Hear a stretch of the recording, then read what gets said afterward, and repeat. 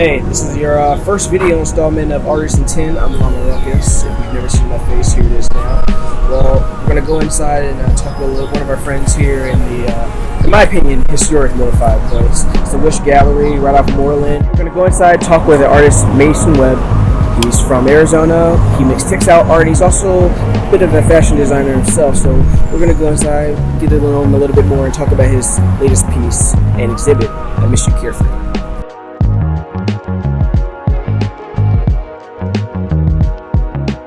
And a lot of my work is like super hyper masculine imagery, but then a really big like feminine technique regarding thread and textiles and things that have been looked at as like the women's practice for so long. And I really just want to kind of tie those two things together.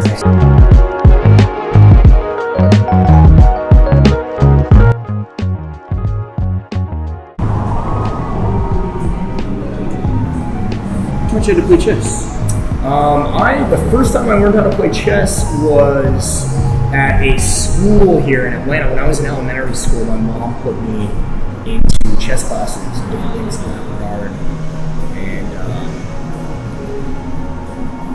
I'm trying to just figure things out. I love chess because I feel like it changed my brain pattern at a young age. I think all kids should learn how to play chess at a very young age. Treat your like development of like ideas where you're always thinking of the next thing, always thinking of the next thing. Now, could be an issue because I have an issue with like focusing on the now in a sense, where I'm always like, all right, I'm gonna do this, and then I have this planned right after this, and this and this. But I have a really hard time with just getting like round one done.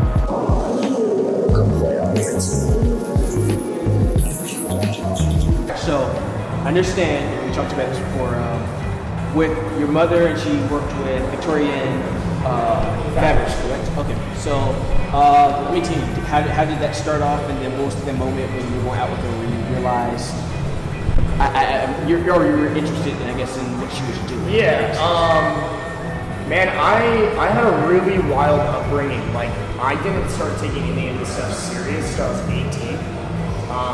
I went All-American in baseball and tennis, like, until I was 15 or 16, and then I started to kind of like fade into these things, but I chose fashion design when I went to school for it as a common denominator because, man, I was just starting to get older and was like going to college and stuff and needed a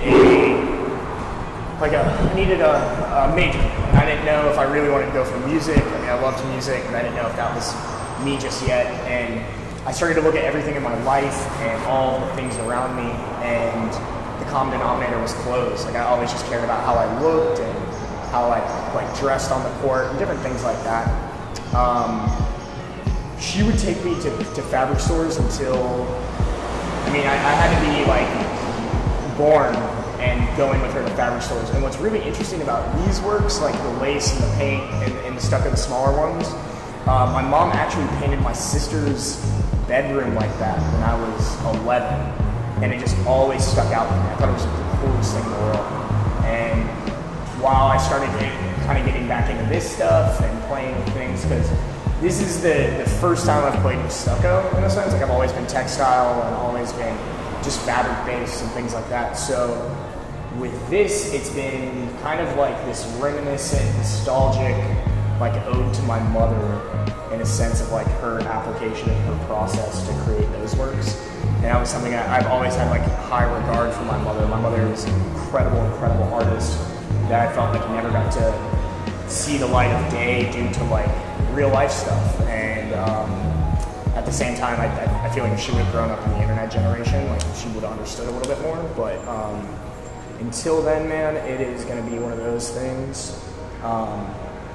Yeah, she's just a phenomenal lady and artist, and it shocks me like how easily things come to her and things like that, which I'm kind of thankful we have like a similarity in some things. But yeah, man, it's just every day after school, like she would take me to the fabric store, and she'd be working on a project for somebody's home, or she was an interior designer for a minute, so, and she would do it all. Like, she'd be a great painter and a lot of things like that.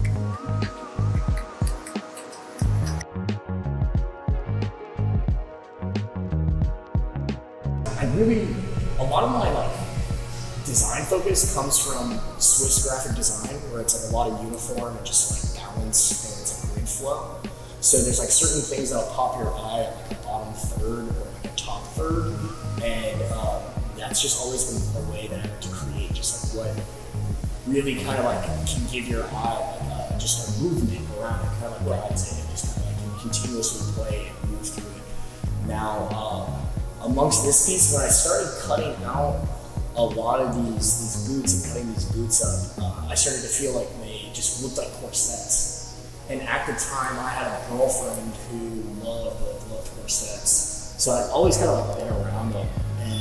But I just started to see it and started to like view these in the sense that it's like the most feminine view of like a cowboy or cowgirl, but like to me, it's just. It really is. I want it to always be in view of like I want it to have the softness from the bosom to it. You know, it's I always wanted to have something like that. And when we were installing everything, Stan cracked this joke where it's like it can mean something completely else in the sense that.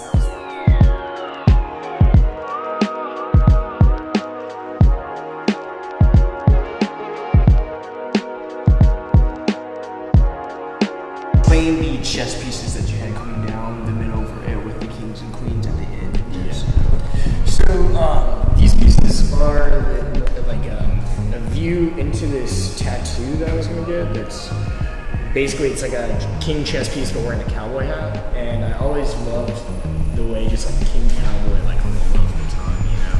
And it's always such like a dusty view that it's just never been looked at as like ever something like that, like royalty in that form. But it's kind of just like these crowns. Even when we were in Palm Beach, like doing a little like promptu little thing on the beach, we like even tried to set them up in like a 3-move checkmate or something like that. So the pieces go as seen: pawn, knight, bishop, rook, en passant, and then king and queen. And king is the first one I built, and I built that for a friend's installation last October, and they've just always been on my mind. And when I made these, just sewed them all together, I felt like it was still empty. Like I wanted to build columns and different things like that around them, and it just started to kind of to play in those regards. These are just like some weird things that I just kind of like mashed together with my hands, but I want them to always kind of like represent like a more elegant side of the cowboy boot in a sense, you know.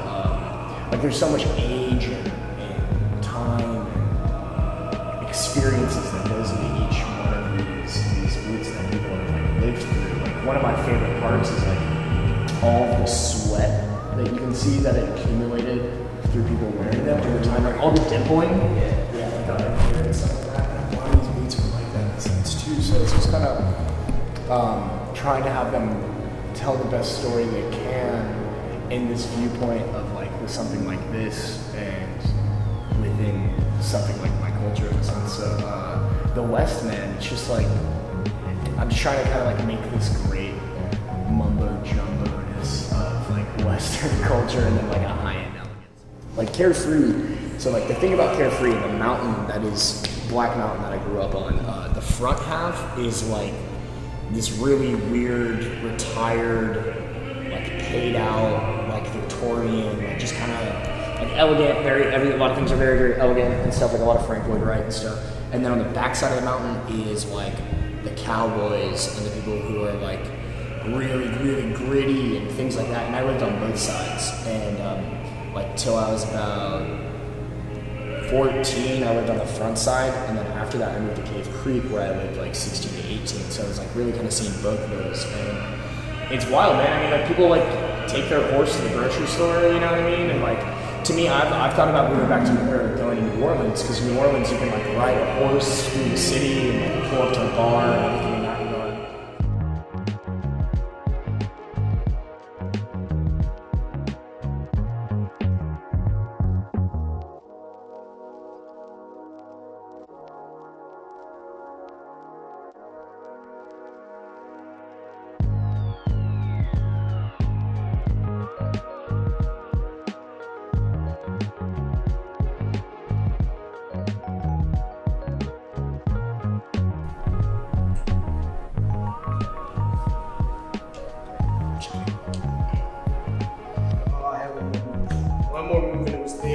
Oh, one more movement was there. No. You gotta lay him down, dude. You gotta lay him to rest.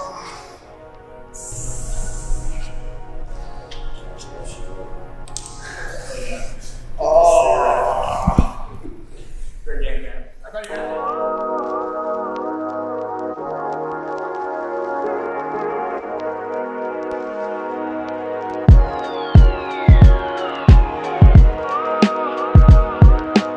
I'm Mason Webb. Welcome to the Wish. Thank you so much.